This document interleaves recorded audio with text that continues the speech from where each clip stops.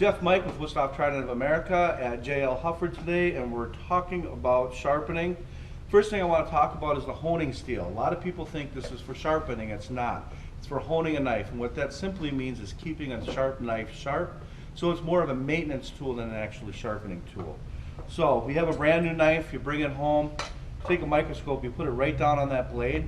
That blade's going to match up really, really nice. It's going to just look perfect.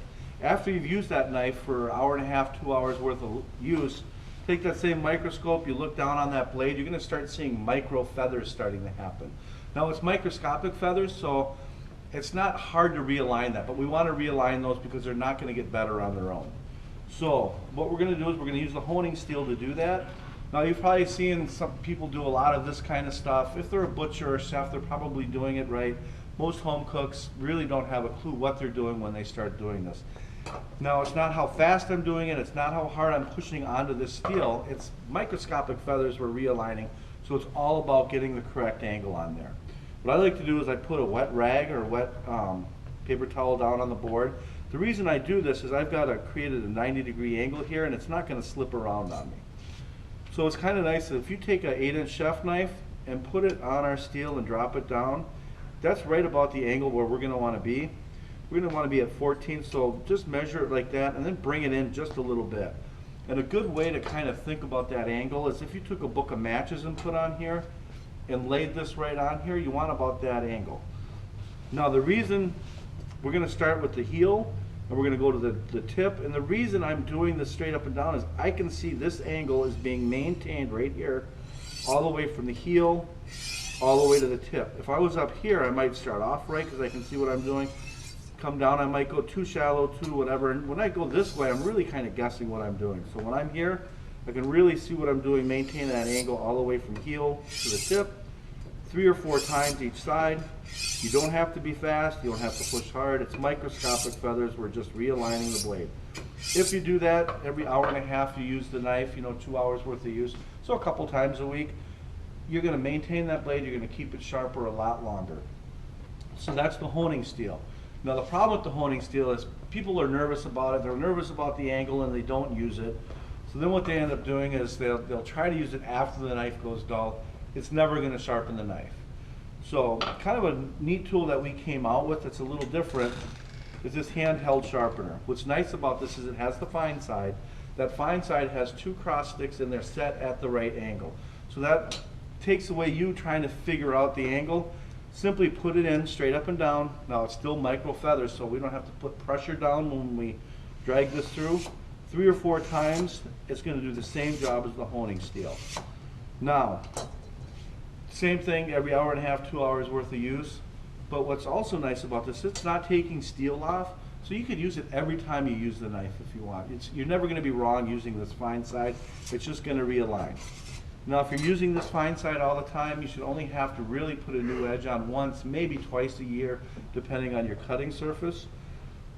So eventually, let's say you do lose your edge and you got to get after it, you got to go to the coarse side here. Now this coarse side is carbide, it's really hard, it actually takes steel off the blade and resets that edge. Now this is a sharp knife, so I'm just going to bring it through one time just so you get the idea. Normally you're going to do it 4 to 6 times through to reset the edge and finish on the fine side to clean it up. So the coarse side, like I said, you have to get after it a little bit. We're going to put the tip down, we're going to apply pressure, and as I pull through, I kind of want to stay up on the knife. It's going to be hard to keep even pressure if I go straight back.